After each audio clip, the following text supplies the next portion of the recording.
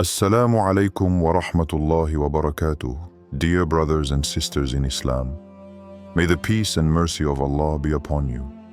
Before beginning this reflection, let us raise our hands in humble invocation. O Allah, you who hold absolute knowledge and infinite wisdom, open our hearts to your light, grant us patience in trial, and guide us towards understanding your signs. Ameen. You asked, again and again. Every prayer whispered in the darkness, every tear sliding silently down your cheek carried the weight of a question that only Allah could hear. Allah, is it yes or no? Should I continue or give up? Should I wait or move forward? But silence answers you. And this silence, it haunts you. It stretches across your mind like a shadow that refuses to disappear. It follows you in your days. It weighs on your nights. You watch others get what they ask for, move forward in their lives, while you are still waiting. The silence of Allah is not a rejection. But how long can you endure this wait? Before going any further with this reflection, I invite you to subscribe to this channel and activate the notification bell. Don't miss any of our videos that help you better understand divine wisdom and strengthen your faith. Now ask yourself this question: what if waiting was already an answer in itself? Stay with me until the end of this video, because what you're about to hear could change the way you see the ordeal you're going through. And if Allah delayed the answer for your sake, would you bear it? This question resonates deep in your soul, but she also scares you, because deep down, you want everything to be clear, immediate, crystal clear. But life doesn't work like that. When patience becomes a burden, sometimes the weight is heavier than the pain itself. You feel this tightness in your chest, this dizziness of uncertainty. You wake up with fragile hope, praying that it would be the day everything changes. But the day passes, and nothing. The nights are getting long. Hope crumbles. You start to wonder, has Allah forgotten me? And that thought hurts you. It consumes you, empties you from the inside. It may be that you hate something, although it is good for you. And it may be that you love something, although it is evil for you. Allah knows, but you do not know. Surah Al-Baqarah 216. But how can you accept that what makes you suffer could be good? How can we see something good in a seemingly endless void? When Allah protects you without you understanding it, imagine a child who wants to touch a flame. He holds out his hand, fascinated by the glow dancing before him. He only sees the beauty of light. But you know what he doesn't know. You know that if he touches that flame, he will get burned. So you remove his hand. He cries. He doesn't understand why you're stopping him from having what he wants. But you know that in reality, you just protected him from much greater suffering. What if it was the same with Allah? What if what you want so much today was actually a flame ready to consume you? Sometimes Allah doesn't answer immediately because He is preparing you for something greater. Or maybe because He keeps you away from a danger invisible to your eyes. But human beings are impatient. He wants to see to believe. He wants to understand now. Trials are not an abandonment. You look around you and you see people who seem to have perfect lives. They move forward, they succeed, they receive answers. And you're still here, waiting. You wonder if your prayers are sincere enough, if Allah truly hears you, if you did something wrong to deserve this wait. But think for a moment. Wouldn't it be the test of your faith? Do you think that you will enter paradise without having undergone trials similar to those of your predecessors? Misery and adversity had touched them, and they were shaken until the messenger and those who believed with him said, "When will the help of Allah come?" Surah Al-Baqarah 2:214. The greatest prophets waited. They suffered, they cried, they doubted. So who are we to demand that Allah respond to us immediately? What if the answer was already there, but in another form? Maybe your yes is already in motion, but you don't see it yet. Or maybe Allah has already answered you, but not in the way you expected. Maybe that opportunity you turned down was an open door. Perhaps this delay saves you from certain failure. Perhaps this silence is a learning experience, a strength under construction. And whoever puts his trust in Allah, He is sufficient for him. Surah At-Talaq 65:3. So today, ask yourself this question. Are you really waiting for an answer? Or are you waiting for the answer to suit you? Because maybe Allah has already answered you, but may your heart refuse to accept it. The ultimate truth about the silence of Allah. Patience is one of the greatest forms of worship. It purifies the heart. It tests the sincerity of your faith. But above all, she prepares you. So what are you going to do? Are you going to keep asking over and over again without listening? Or will you begin to see that Allah may have already answered you in a way that only your soul can understand? Allah's silence is not a rejection. It's an invitation to trust Him. Even more. The wind blew across the dunes, raising golden waves of sand that rippled under the burning sky. The sun was slowly sinking on the horizon, painting the vast desert with glowing shades. Ibrahim stood in front of his tent, his eyes fixed on the infinity of the desert. He was waiting. Every night, he raised his hands to the sky. Ya Allah, show me a sign. He wanted something clear, indisputable, a prophetic dream, a voice from the sky, a light piercing the darkness. But nothing. Only the silence of the desert answered him, only disturbed by the rustling of the wind in the palm trees. Why didn't Allah answer him? His heart was heavy. The weight became painful, and yet he persisted. Each prayer was a cry of hope, an ardent appeal to the invisible. But he didn't see that the answer was already there. The first visitor, an opportunity in disguise. One morning, as he sat by his tent, the sun high in the sky, he saw a figure flickering on the horizon. A thin man, his face burned by the sun, was walking painfully towards him. When he arrived, his eyes were filled with fatigue and pleading. "Brother, I need some water." His voice was hoarse, almost dead. He had walked under the blazing sun without drinking for hours. But Ibrahim was elsewhere. He was preoccupied with his own torment. He was waiting some sign. This was not what he asked Allah for. Then, with an absent-minded gesture, he waved her off. "Sorry, brother. I can't help you." The man looked down, pursed his lips, and slowly walked away, disappearing into the vastness of the desert. Ibrahim did not know that he had just sent away the first answer. The second visitor, another missed chance. A few days later, as evening fell and shadows lengthened on the sand, an old man approached. His back was hunched, his step hesitant, his clothes in tatters. "My son, do you have some food?"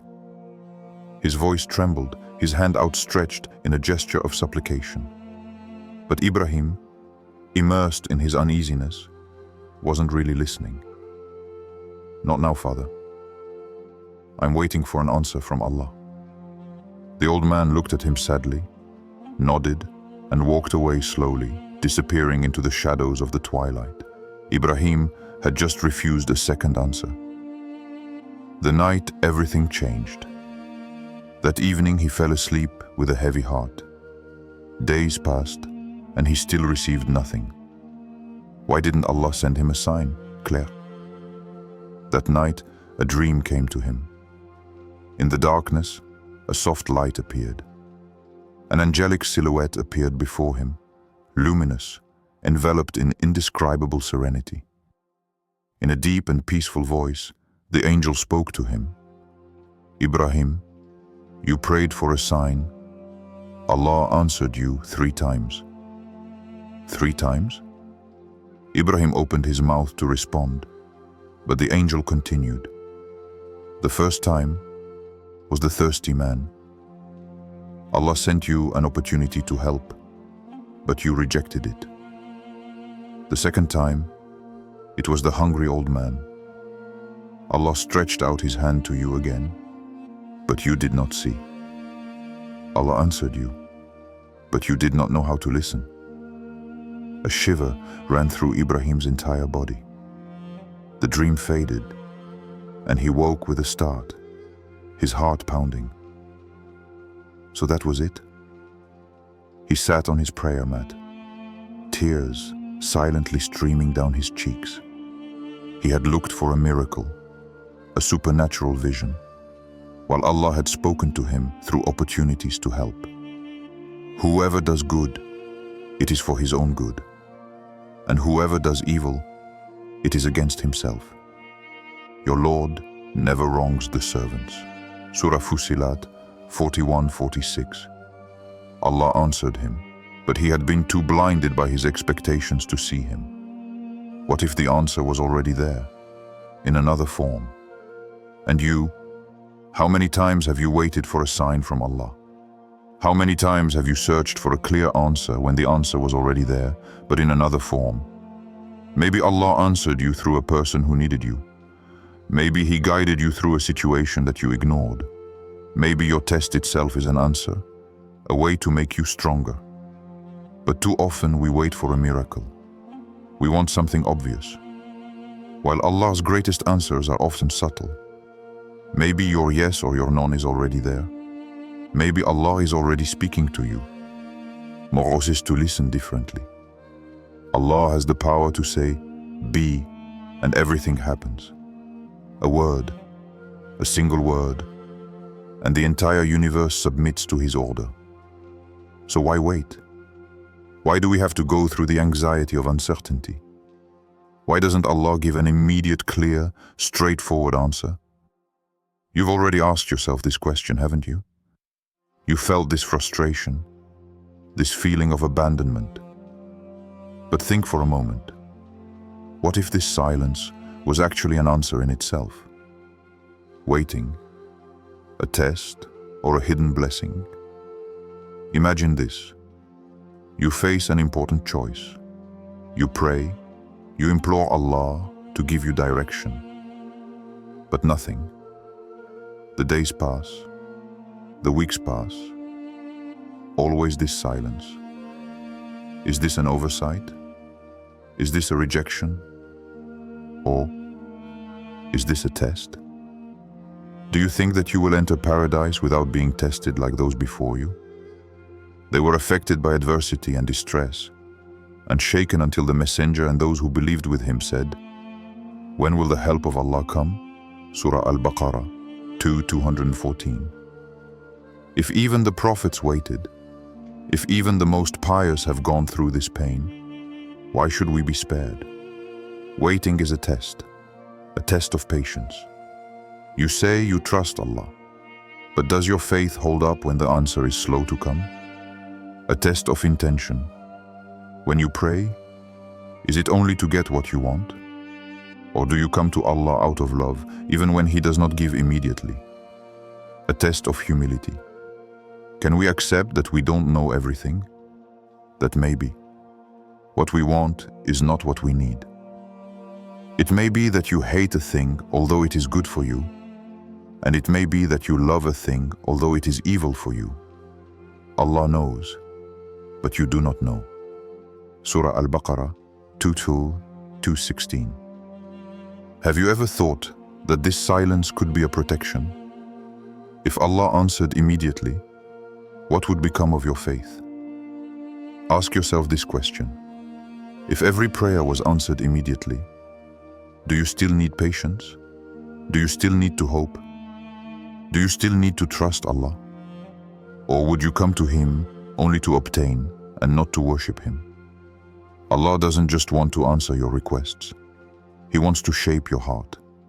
He wants you to look within yourself for the answer. He wants you to become the person ready to receive what you ask for. Look at the story of Prophet Musa, Moses. He fled Egypt, wandering without direction. He prayed to Allah to help him. But first, he had to cross the desert. It was in the ordeal that he found his mission. It was in waiting that he became the one who was ready to guide an entire people. What if you too had to first become the one who is ready to receive? The divine wisdom behind the silence. Sometimes the response is delayed to prepare you. Sometimes it's delayed to give you a better version of what you're asking for. And sometimes it is delayed because the path is more important than the destination. Do not despair of Allah's mercy. Verily, He is the forgiving, the most merciful. Surah Az-Zumar 39:53. So instead of just asking for an answer, ask yourself, am I ready to accept what Allah has planned, even if it is not what I wanted? Because in the end, the best answer that Allah can give you is the one that brings you closest to Him. You want to know if it's a yes or a no. You want to be sure. You want a clear sign. But the reality is different. Allah's answers do not always come as expected. These are not lightning in the sky. These are not voices that echo in the night. They are not always spectacular miracles. These are often subtle signs. And these signs are there. But do you dare to see them? When it's a yes, Allah opens the way. There are times when everything seems to align naturally. The doors open without you having to force them. Obstacles disappear, as if the path was clear for you. You feel an inner peace, an inexplicable tranquility. Even if everything isn't perfect yet, you know deep down that it's the right direction. And whoever puts his trust in Allah, He is sufficient for him. Surah At-Talaq 65:3. Look around you. Opportunities come naturally. You move forward without feeling a constant inner struggle. Your heart finds rest, even if you don't understand everything yet. This is the sign that your Lord is guiding you towards a yes. When it's a no, Allah protect you. Sometimes everything you want runs away from you. You make an effort, you pray, you persevere, but nothing moves. On the contrary, you feel a heaviness on your heart. Inexplicable blockages accumulate. You hold on to a closed door, but it doesn't open. It's difficult to accept. But what if this closure was actually a protection? If something is meant for you, you will never miss it. If it is not meant for you, no matter how much you pursue it, it will never be yours. Look carefully. Have you noticed how some opportunities mysteriously disappear? Have you felt this inner weight that tells you, it's not for me, but you refuse to listen? Have you seen how, after each no, Allah guides you towards something better? Maybe what you're asking for isn't good for you. Maybe Allah has something greater for you, but you are too busy mourning what you did not receive. The example of the sea that opens and the one that does not open. Imagine Musa, Moses, in front of the Red Sea, the enemy behind him, the water in front of him, no way out. In this situation, he could have said to himself, Allah did not answer me. But at the perfect moment, the sea opens. Allah does not always respond immediately. But when He says, yes, even the sea parts. Now imagine Pharaoh.